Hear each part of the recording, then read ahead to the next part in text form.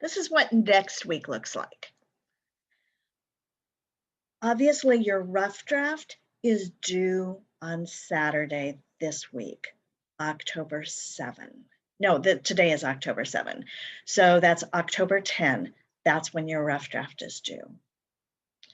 Next Monday, if you want to meet with me to dialogue about your paper, have a conversation, make an appointment to meet with me. There is a link on the homepage of Canvas, and I will have conferencing all the way from 7:15 in the morning to 10 o'clock, 10:15 in the morning. So you can make an appointment to meet with me.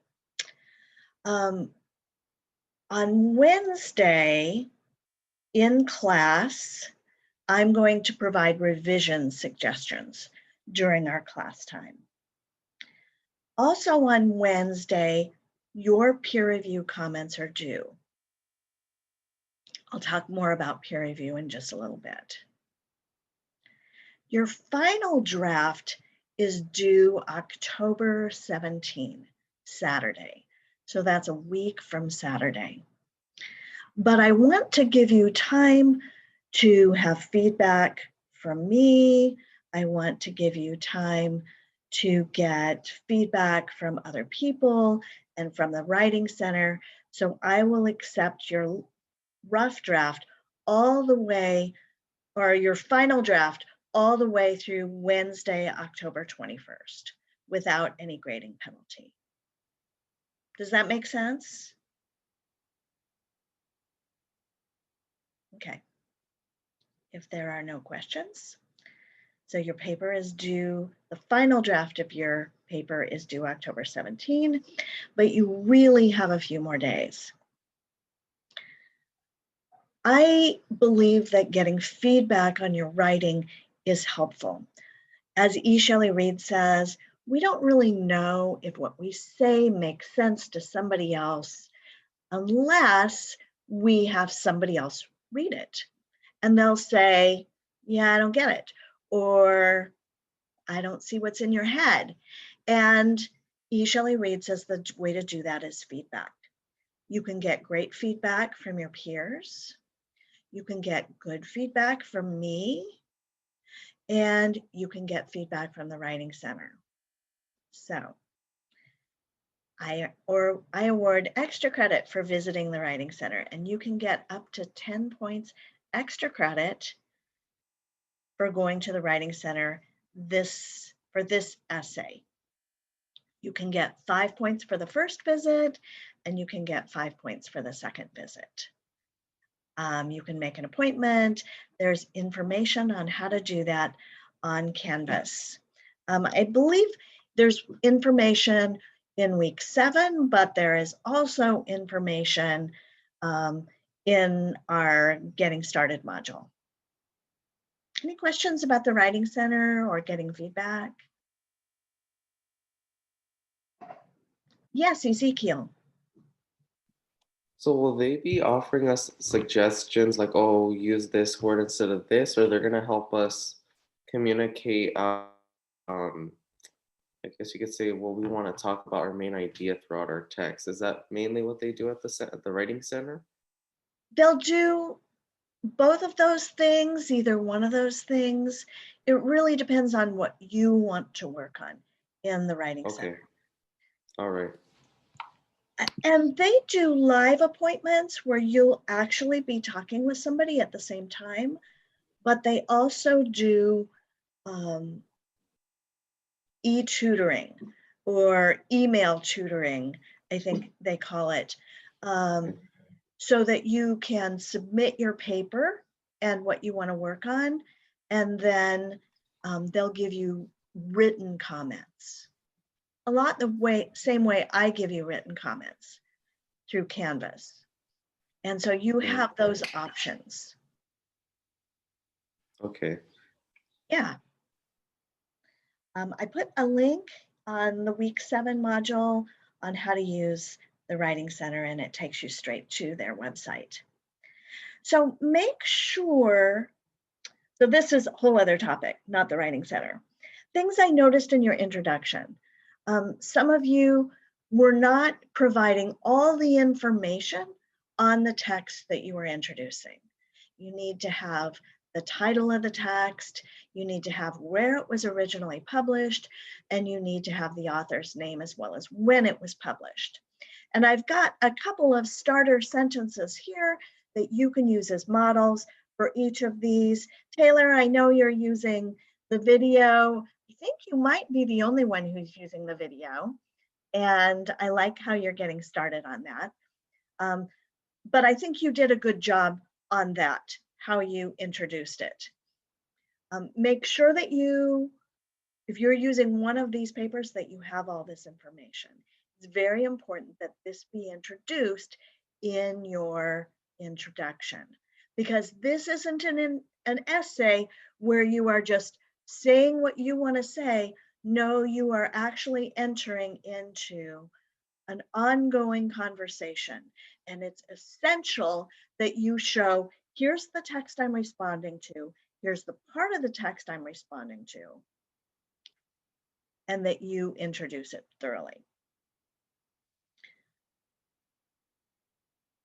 Along those lines, there has to clearly be a they say to set up your I say. Now, for most of you who started out with an anecdote, it made it seem like the paper was all about you. And so I think there were two people who started out with an anecdote and then introduced the essay and had a little bit of I say. And I said that was a great way to do it. But for most of you who started out with a personal anecdote, I suggested saving that anecdote for the body of the essay, because it was a really great anecdote that was well developed, but it was just too long for this. And so go back to my comments. The easiest way to structure this introduction is to have a very general comment and then introduce your text and show how it's connected to the general comment, and then provide 1 to 2 sentences of summary, and then 1 to 2 sentences of response to that summary, plus the thesis. This can really help you set up what it is that you want to say.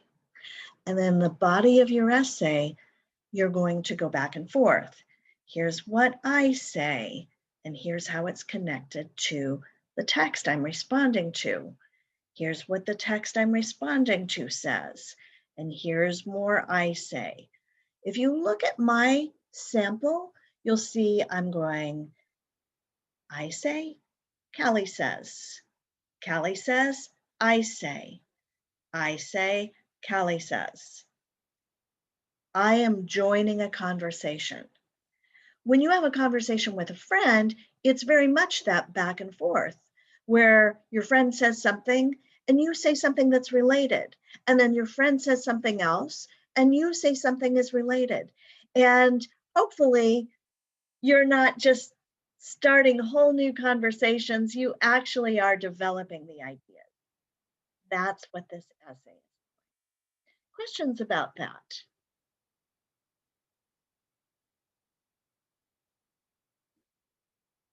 You'll note in the module 7, I discuss what that looks like. Now you are joining that conversation, which means that sometimes you're going to be providing short summaries of what your text introduces. Sometimes you're going to be paraphrasing something your author says, and sometimes you're going to be using quotes. Keep chapter 3 of They Say, I Say in mind when you're using quotations. You have to introduce the context for the quotation. You need to introduce the quotation. Feel free to use some of the templates that Graf and Birkenstein provide in They Say, I Say, and then use the quotation.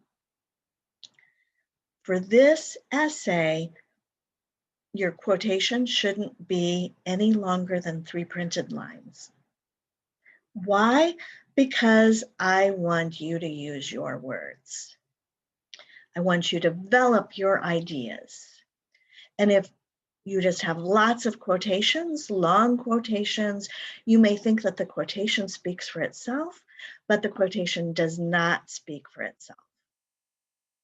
So follow up all your quotations with some analysis. What does the author mean? Why does that matter? Questions about that? Yes, Ezekiel. I'm just making sure I got this correct.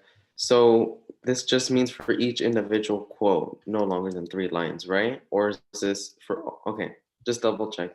Yes, for each individual quotation, no longer than 3 printed lines, period.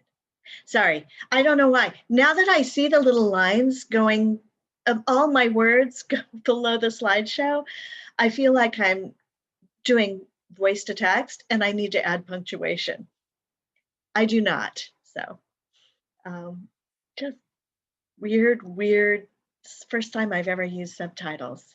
I'm really impressed with how they work. Yeah, there we go. So anyways, here we go. Sorry, so distracted. Peer review, how to do that. Have any of you ever done peer review on Canvas? We did it on a discussion board last time, but have any of you ever used the peer review feature of Canvas? Okay, so none of you have. I added a page to our module right after the submission link, and it has a video for how to do that. So that will help you. There's written instructions and a video for how to do that.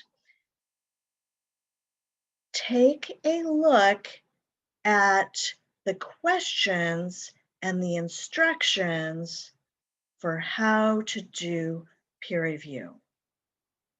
It's important that you address the questions I have provided. You're going to do these directly on the author's text in the same way I put comments on your paper, but you are also going to put comments, more general comments, in paragraph form in a discussion box. You have to do both of those things to get full credit. Some of you lost points in the discussion board peer review because you didn't address the questions that I provided. Instead, you joined the author's conversation. Oh yeah, I totally can see that. I do that too. And I understand why you did that, but it's important to pay attention to all the directions. If you're not clear on the directions, send me an email and I can clarify those things. Any comments on peer review?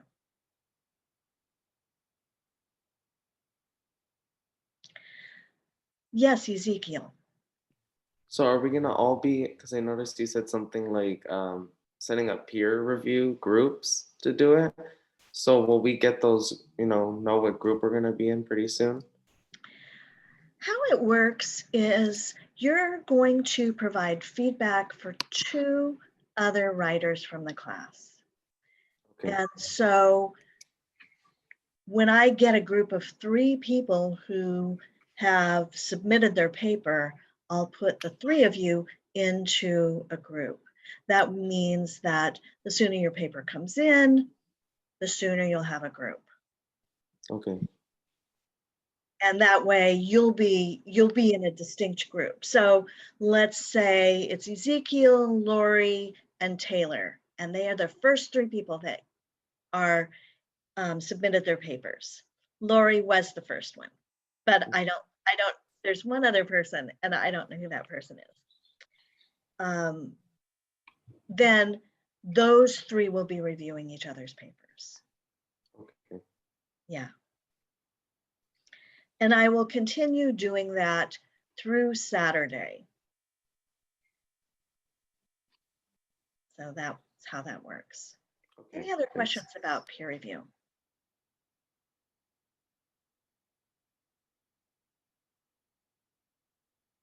So in addition to exploring your own personal connection to a text, joining the conversation, you're going to mirror at least two of the mentor text's rhetorical moves, rhetorical strategies. Now, that might seem like a very strange idea to include into the essay, but I want you to get used to using and being aware that you're using rhetorical strategies in your papers. And so, to prepare you for this, a few weeks ago, you read a paragraph by Emily Poe, and you observed and analyzed the structure of that paragraph. What she started by reviewing what they say, how she connected what she wanted to say, what they said, and how she used various transitional ideas to connect her ideas. And afterwards, you used that same structure to write a paragraph about a topic you chose. You may have even used parts of the sentences as starters to guide you. And at the end of the assignment, despite the use of this paragraph as a guide, you had a paragraph that was unique to you. That's what a mentor text does. It guides you, it helps you write things that might be challenging for you. So if you've never used a narrative, if you've never used exemplification or been aware that you were using exemplification, then you can look at what an author does and you can go, I can do that. Here is Emily Poe's paragraph. The term vegetarian tends to be synonymous with tree hugger in many people's minds. They see vegetarianism as a cult that brainwashes its followers into eliminating an essential part of their daily diets for an abstract goal of animal welfare. You remember this assignment from the introduction to They Say, I Say, and you remember what you wrote. Here is what a student wrote. And you can see how similar it is, and yet it's unique to this student. The term skater tends to be synonymous with stoner in many people's minds. People tend to use the label on behalf of what they've seen. In other words, if a person sees a constant amount of skaters smoking marijuana or any other kind of drug, then the assumption will come into place. However, few skaters don't smoke at all. A variety of other skaters tend to enjoy their board more, tend to have more fun in other ways. Besides smoking, some skaters tend to make film a priority when skating. Many enjoy filming their skating skills, their adventures with friends. Everyone follows a different path no matter what. Speaking truth as a skater, I can conclude that I myself am not a stoner. I find other things more cherishable, more exciting, things worth doing. And so you see how the author is using the mentor text, the pattern, in order to introduce their own ideas. Questions about that?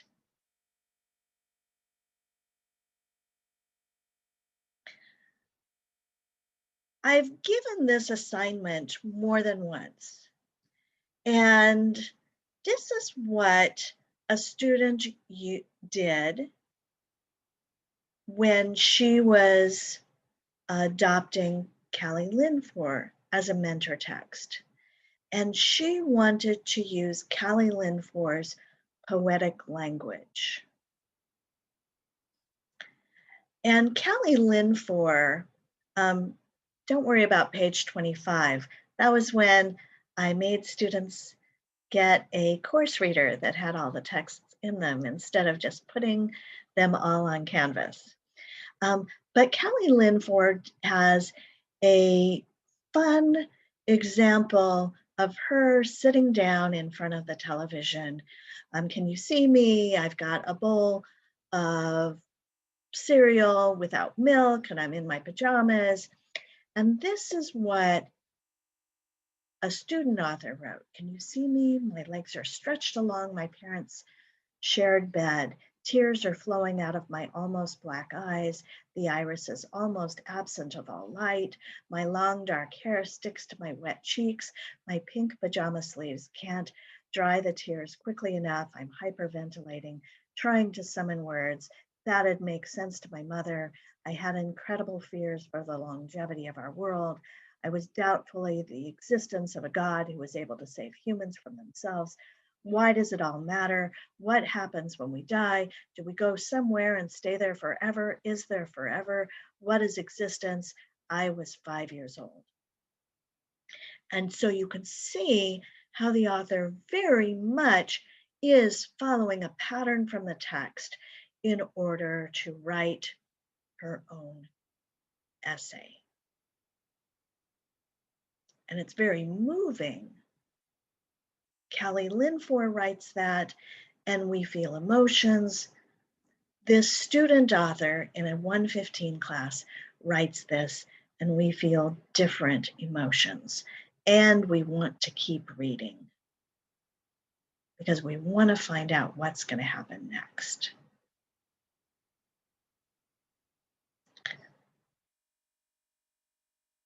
A similar example, a lot of students use this phrase to introduce what they say. Can you see us gathered around with emptiness, looking down with tears rolling down our faces, white doves flying above us and before us, before the lowering of the casket, a new angel was brought into heaven, taken away from loved ones, bringing sadness to the world. This was a very literal use of a mentor text, and you can do that also. You don't have to do this as literally, but you should think, what stylistic parts do you want to practice? I have a page in Canvas where I introduce some stylistic elements, exemplification, narrative, meta discourse, the use of big names and authorities. And another one that I can't remember. As you're writing, as you're finishing up your essays, pay attention to the stylistic parts you want to practice. How does Christoph introduce examples? By the way, Koenig, hashtag Honor Native Lands, Callie Linfor, they use examples too. So look at that way they do those. Callie Linfor has a section where she lists books that she's read, and she has bullet points. That is a stylistic move. So if you're using Callie Linfor, you're responding to her, you could follow that pattern. Every one of her narratives is an example also. And so you might use examples that way. Every one of her narratives is an example of somebody who told her a story and what she learned from that story. She has some nice poetic language that you could use as a stylistic element. Think about how each of them makes commentary about what they learned, because that's meta discourse. On that page on Canvas, I introduce 5 different rhetorical strategies that the authors use, and I talk about how they use them. And so you can pay attention to that, and you can get ideas about things you want to use in your text. I would like if you highlighted your use of rhetorical strategies as you submit your paper. Lori, I know you didn't. You can send me an email and tell me which rhetorical strategies you used, and that would be fine. I can pay attention to that. There are only 2 of you who have submitted papers already, and so this is pretty easy to manage. Questions about the use of a mentor text or the use of rhetorical strategies?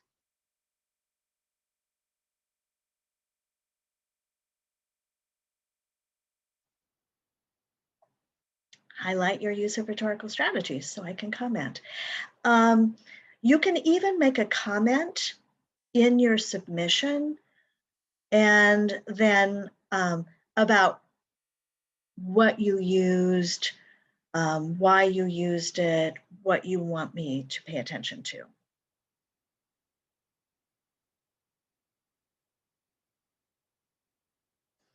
As you're drafting, keep E. Shelley Reid's ideas in mind. Write about what you know about, what you care about, what you're passionate about. Show, don't just tell. Think about the details your audience need to see in order to understand what you're talking about, and adapt to your audience and purpose. What do you want to accomplish? I would suggest that you pay close attention to the fact that your audience has not read the text that you're responding to. So you can't assume that they're coming into this with knowledge about what Christoph said, or with knowledge about Callie Linfor's ideas about literacy, or knowledge about how disconnected Koenig felt to his heritage and why. If your audience needs to understand something about the text in order to understand how you're joining the conversation, you will have to provide those details. Questions about that, considering the audience?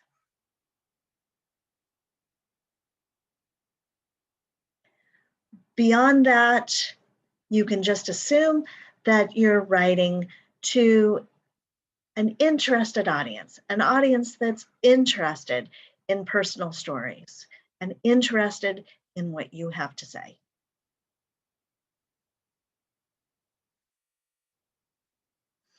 So I want to introduce this idea. You're remembering some things that maybe happened a long time ago.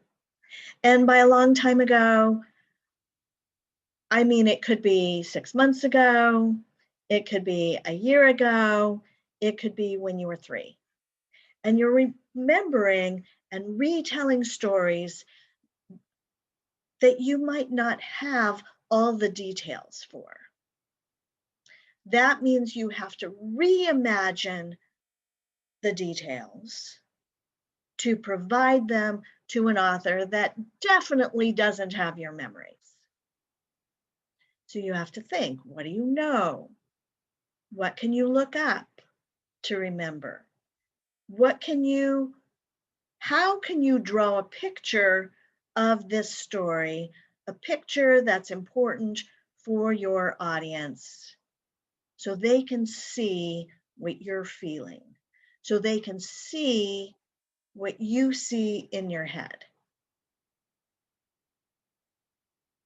That's an important idea as you're moving forward, because part of your grade is your ability to show and not just tell. Questions about that?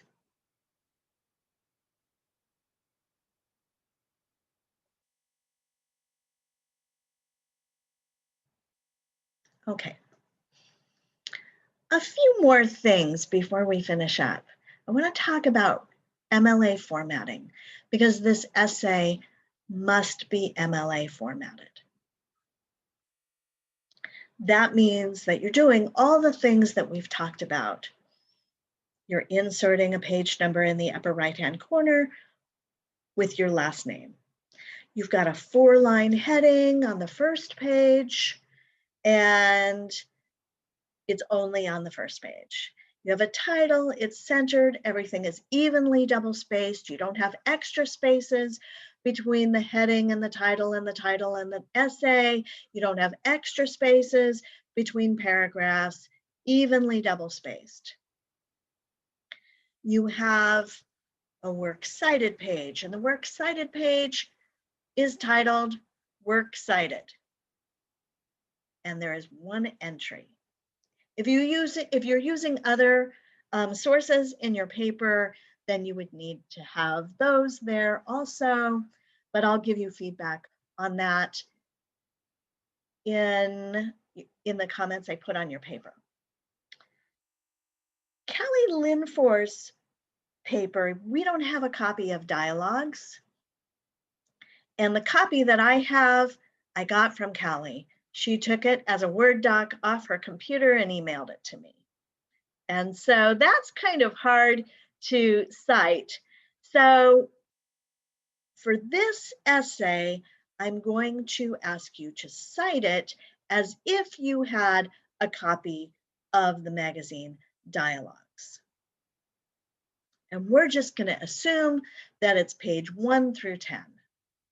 So this is how to cite a magazine that you have a print copy for. And the slideshow will be on Canvas, and you'll be able to see it, and you'll be able to just copy paste this and put it on your essay. If you are citing Koenig or Christoph, you're going to use this pattern. Last name, comma, first name, period. The title of the article in quotation marks, period. The title of the magazine or newspaper in italics, comma, day, month, year of publication, comma, and the URL, period. And then you're going to use the word accessed, and you're going to add the day, month, year that you accessed that source, period. You'll notice all of them are using this hanging indentation, and I showed you how to do that on a video. If you are citing a YouTube video, you're going to use this pattern. The organization that produced the video or the last name, first name of the producer. The title of the video in quotation marks, period. And then you use YouTube, italics, comma, uploaded by name, probably the organization, day, month, year, comma, the URL, period, and then accessed day, month, year, period. Questions? Yes, Ezekiel. Can we put the day that we submit or the day that we finish the essay? We put that assessed day, month, or year, or it has to be the first time we ever clicked on the article? For our purposes, it's not going to matter, Ezekiel. Okay. I won't be paying that close of attention. Okay. However, in the future, if you are creating an extended research paper, you want to think about the day you first accessed it. Okay. As you know, URLs are not stable and that they can change. And so you would want to provide it the date you first accessed it. So that's Okay. a day it was stable. All right. Thanks. Again, for our purposes, it does not matter. So that's all I have for today. I know it's 8:39 and I wanted to give you some instruction to guide you as you were working on this project. Do you have questions for me?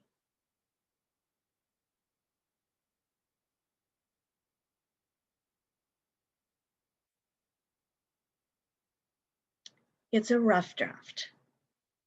Don't stress, do your best. Just write. Know that rough drafts are rough and you can always revise. You can always get more feedback. You can get feedback from me. You can get feedback from the Writing Center. Revise, think about it, get feedback, revise, think about it, get feedback, revise as many times as you need to up until this paper is due.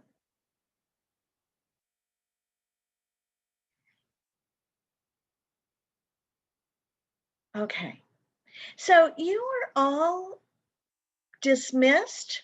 I'll stick around for a little while and answer questions. And otherwise, I'm not going to say anything terribly new. And I will go ahead and turn off the recording.